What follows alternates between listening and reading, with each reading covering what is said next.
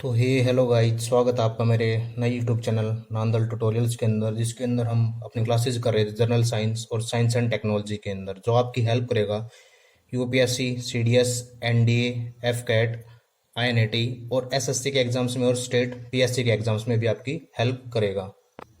तो जिसके अंदर आज हम स्टार्ट कर रहे हैं डाइजेस्टिव सिस्टम, पाचन तंत्र, जिसको हिंदी में बोलते हैं पाचन तंत्र। अब डाइजेस्टिव सिस्टम होता क्या दोस्तों? मान लीजिए हमारे पास कोई लार्ज मॉलिक्यूल्स है, उनको स्मॉल मॉलिक्यूल्स के अंदर तोड़ना, मतलब वृहद अणुओं को छोटे अणुओं में तोड़ने की प्रक्रिया क्या कहलाती है दोस्तों? पाचन कहलाती है, मतलब डाइजेस्टिव सिस्टम कहलाती है। एक बेसिक देखते हैं कि जो मेनली हमारी जो डाइजेस्टिव सिस्टम की एक सिस्टम है वो चलता कैसे है। सबसे पहले हम क्या करते हैं? इंजेक्शन, अंतःग्रहण, कोई भी चीज हम क्या करते हैं? खाते हैं। उसके बाद क्या करते हैं? Physical digestion. फिजिकल डाइजेशन जैसे हम उसको दांतों से काटते हैं, चबाते हैं। उसके बाद क्या होता है? केमिकल डाइजेशन, रसायन पाचन। फिर एब्जॉर्प्शन, उसके अंदर से हम एनर्जी लेते हैं। लास्ट में होता है डिफेक्शन, मल त्यागना, मतलब जो अब डाइजेस्ट नहीं हुआ है, जो एक्स्ट्रा कंपोनेंट्स बच गए थे, उनको हम अपनी बॉडी से बाहर निकालते हैं। अब हम देखते हैं पाचन या पोषण के आधार पर जीव वर्गीकरण, classification of organisms on basis of nutrition. अब न्यूट्रिशन के आधार पर जो हमारे ऑर्गेनिजम्स, उनको दो टाइप्स में डिवाइड किया गया है। एक होता है ऑटोट्रॉप्स, एक होते हैं हिटोट्रॉप्स। ऑटोट्रॉप्स स्वपोषी और हिटोट्रॉप्स परपोषी।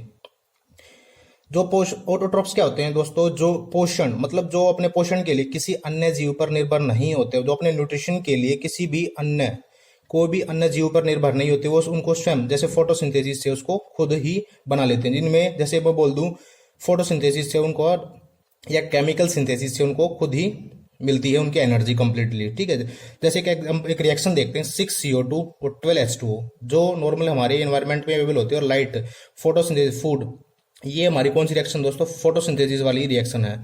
अब 6CO2 और 12H2 और केमिकल सिंथेसिस, फूड, ये केमिकल सिंथेसिस हमें कहाँ मिलता है? केमिकल सिंथेसिस हम देखते हैं ज्यादातर हमें समुद्र के बिल्कुल सतहों पे मिलता है, जहां पे लाइट प्रॉपरली पहुंच नहीं पाती। जैसे एग्जांपल ले लेते हैं इनके कुछ हम। ग्रीन प्लांट्स होते हैं, एल्गी, सेवाल्स होते हैं, या फोटोप्लैंक्टन्स हो गए, पादप हो गए, या डाइटम्स हो गए। और जैसे जो केमिकल सिंथेसिस करते हैं bacteria, cyanobacteria, blue green algae. अब ब्लू ग्रीन एल्गी को क्या बोला जाता है दोस्तों? पृथ्वी पर ऑक्सीजन लाने वाले जीव बोला जाता है, क्योंकि अराउंड जब पृथ्वी पर सबसे पहले आने वाले जीव थे, जिन्होंने सबसे पहले केमिकल सिंथेसिस किया और ऑक्सीजन का निर्माण किया। उसके बाद हम देखते हैं हिट्रोट्रॉप्स। हिट्रोट्रॉप्स क्या होते हैं दोस्तों? परपोषी, जो डायरेक्टली और इनडायरेक्टली किसी भी अन्य जीव पर निर्भर होते हैं अपनी एनर्जी के लिए। जैसे मैं बोल दी ह्यूमन बींग्स, या जो भी अदर जीव हैं। ये इनमें ना बहुत सारे टाइप्स होते हैं हिट्रोट्रॉप्स के अंदर। सबसे पहले देखते हैं हार्बीवर्स। हार्बीवर्स क्या होते हैं दोस्तों? शाकाहारी, जैसे गाय, बकरी, घोड़ा, मतलब जो बिल्कुल ही शाकाहारी, जो पेड़ पौधे खाकर अपना पेट भरते हैं। फिर होते हैं कार्निवर्स। कार्निवर्स क्या होते हैं? मांसाहारी, जैसे जो सिर्फ मांस खाते हैं। शेर हो गया, चीता हो गया, बाघ हो गया, तेंदुआ हो गया। उसके बाद देखते हैं हम ओमनीवर्स, सर्वाहारी, जैसे मनुष्य, कुत्ते, बिल्ली। ये क्या होते हैं दोस्तों? जो मीट भी खा लेते हैं, मांस भी खा लेते हैं, और प्लांट्स बेस्ड फूड भी खा लेते हैं। एक दो तीन और भी है हमारे पास, जैसे कार्निवल्स, इनको बोलते हैं नरभक्षी। अपनी जो स्पीसीज होती है, उन स्पीसीज वाले जीवों को भी खा लेते हैं, जैसे सांप हो गया, मछली हो गया, आपने सुना होगा बड़ी मछली छोटी मछली को खा लेती है। एक होते हैं कोपरहैगस, मलभोगी, जैसे खरगोश, सुअर, कुत्ता। कई बार आप लोगों ने देखा होगा कि कुत्ते, सुअर जो भी करते हैं अपना मल खुद खा लेते हैं। वो ऐसा क्यों करते हैं? कि न्यूट्रिशन हाफ डाइजेस्ट होके उसको अपनी बॉडी से बाहर निकाल देते हैं, और जो न्यूट्रिशंस होते हैं उनके मल में, उसके लिए उसको दोबारा खा लेते हैं वो। अब दोस्तों स्टार्ट करते हैं ह्यूमन डाइजेस्टिव सिस्टम, मनुष्य का पाचन तंत्र, जिसको हम दो पार्ट्स में डिवाइड करेंगे। एक होता है एलिमेंट्री कैनाल, एक होता है डाइजेस्टिव ग्लैंड। अब एलिमेंट्री कैनाल, आहार नाल क्या होती है? एक पाइप टाइप स्ट्रक्चर होती है दोस्तों, जो हमारे मुख से स्टार्ट होकर हमारे एनस, गुदा तक मिलती है, और इसकी लंबाई 9 मीटर तक होती है, और जो 30 to 32 फीट तक लंबी होती है। मनुष्य की जो फूड पाइप होती है, मनुष्य के आकार की तुलना में छोटी होती है, क्योंकि जो उसकी मांसपेशी या प्रवृत्ति का एक लक्षण है, क्योंकि ये दोस्तों घटती बढ़ती नॉर्मली रहती है। अब डायग्राम पे मत जाना, डायग्राम काफी गंदा बना हुआ है, लेकिन समझाने के लिए थोड़ा ठीक है। जैसे एक मैंने नॉर्मल सा स्ट्रक्चर बनाया गंदा सा, जिसके अंदर मैं एक ह्यूमन डाइजेस्टिव सिस्टम को हम समझाने की कोशिश करेंगे। तो डाइजेशन सिस्टम स्टार्ट होता है कहाँ से? माउथ, टंग, वोल्वा, और फिर एसोफेगस, स्टमक, एयर ट्रैक या पाइप इनके अंदर होते हैं, साथ साथ फिर स्टोमक होता है, स्टमक के बाद जो हमारी म्यूकस लेयर होती है, जो हमें HCl, हमारे पेट के HCl से हमें बचाती है। एक डायफ्राम जो उसको एक शेप प्रदान करता है, एक लीवर, और उस लीवर के अंदर होता है गोल ब्लेडर और पैनक्रियाज।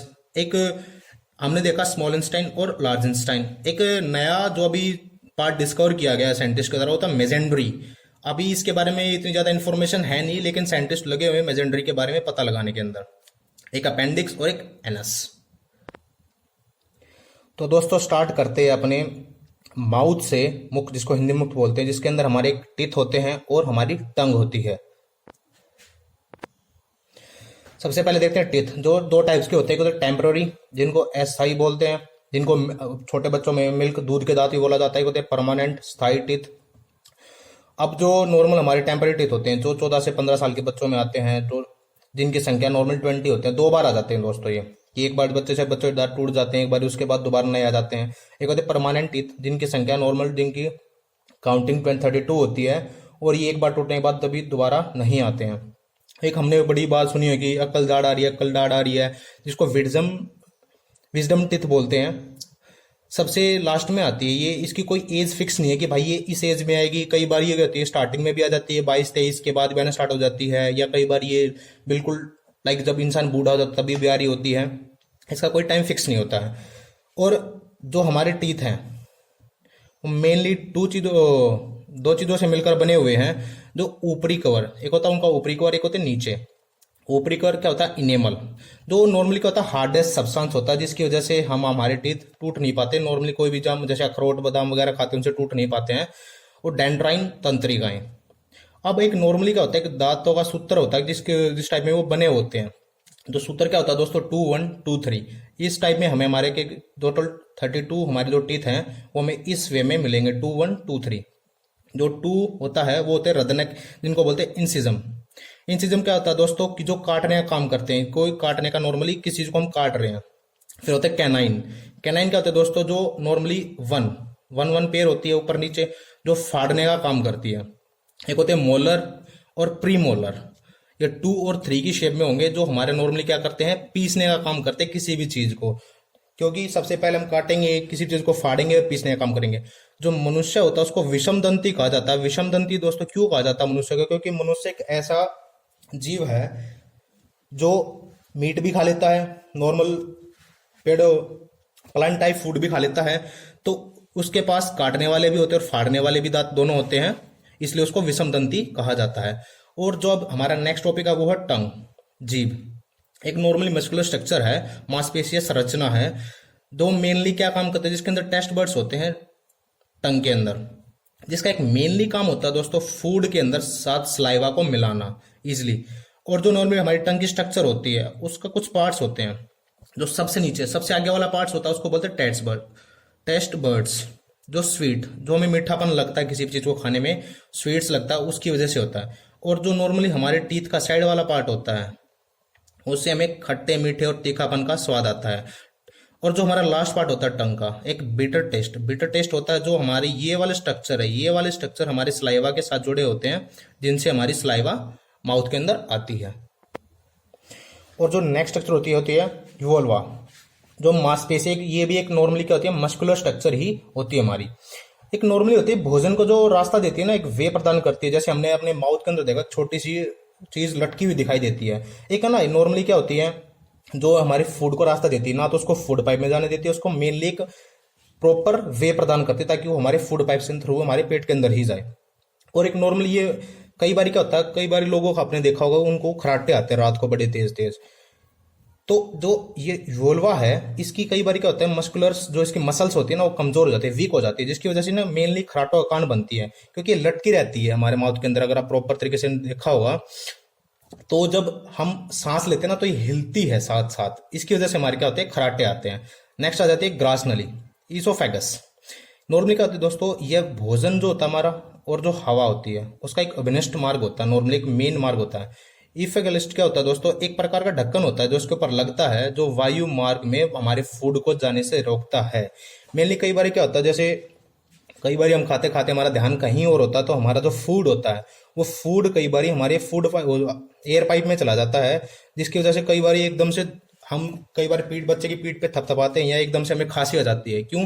ताकि वो फूड हमारी उस एयर मार्ग से बाहर निकल आए, ताकि हम इजिली सांस ले सकें। इसलिए इसका मेन वर्क होता है कि ये फूड को एयर पाइप में जाने से रोकता है। इसके बाद दोस्तों हमारा होता है अमाशय, जिसको स्टमक बोलते हैं, जिसके अंदर हमारा नॉर्मल फूड होता है, जो 4 से 5 घंटे तक भोजन यहाँ रुकता है।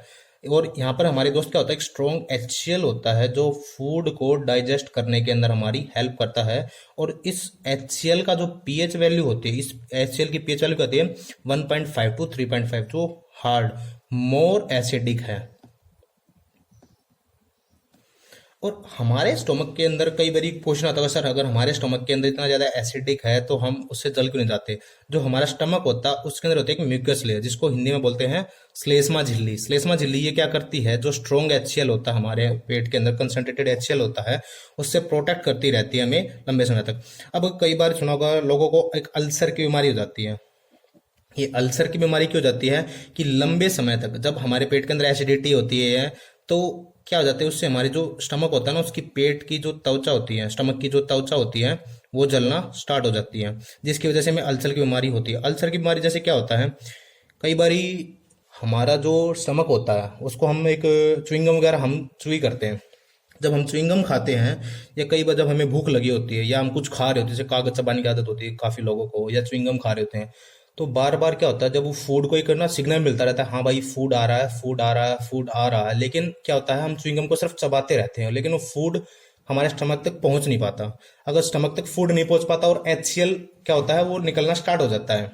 जब HCl निकलना स्टार्ट हो जाता है, एक लंबे समय तक हम जब ऐसा ही करते रहते हैं, और वो एक एसिडिटी का मेन कारण भी यही बनता है कि हम लंबे समय तक चीज़ों को चबाते रहते हैं, लेकिन वो फूड का एक नॉर्मली माइंड को क्या होता है, सिग्नल देता है माइंड कि हाँ भाई फूड आएगा आएगा, लेकिन फूड पहुंचता नहीं है। इसकी वजह से एसिडिटी ज़्यादा हो जाती है, एक मेनली जो बीमारी क्रिएट करती है। और जो लंबे समय तक ऐसा ही रहता तो वो अल्सर एक बीमारी क्रिएट कर देती है। नॉर्मली लोगों को एसिडिटी हो जाती है।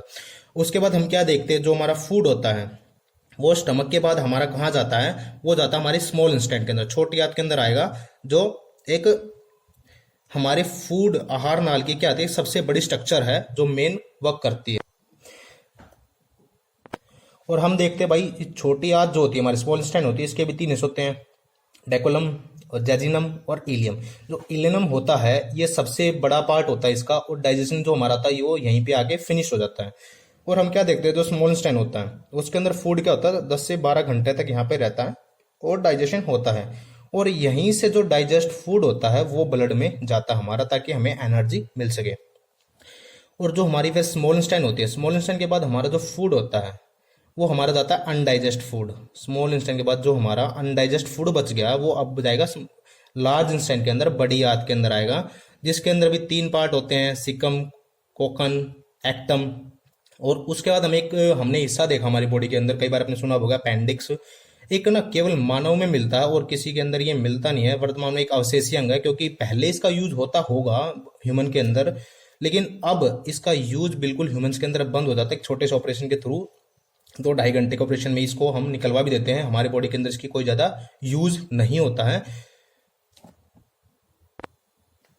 इससे आगे दोस्तों हम क्या देखते हैं, जो हमारी लार्ज इंटेस्टाइन होती है उसमें क्या होता है, जो हमारा फूड वेस्ट होता है, इस वेस्ट को वहां पे क्या जाता है, निचोड़ा जाता है बिल्कुल, ताकि जो वो वेस्टेज है, जो वेस्ट बचा हुआ है, मतलब जो अनडाइजेस्ट फूड रह गया था, उस अनडाइजेस्ट फूड या उस वेस्ट के अंदर जितने भी मिनरल्स और जितना भी उसके अंदर वाटर बचा हुआ है उसको निचोड़ कर कंप्लीटली ब्लड में मिला लिया जाता है, और जो सूखा हुआ मल होता है बाहर निकालने की प्रक्रिया शुरुआत होती है।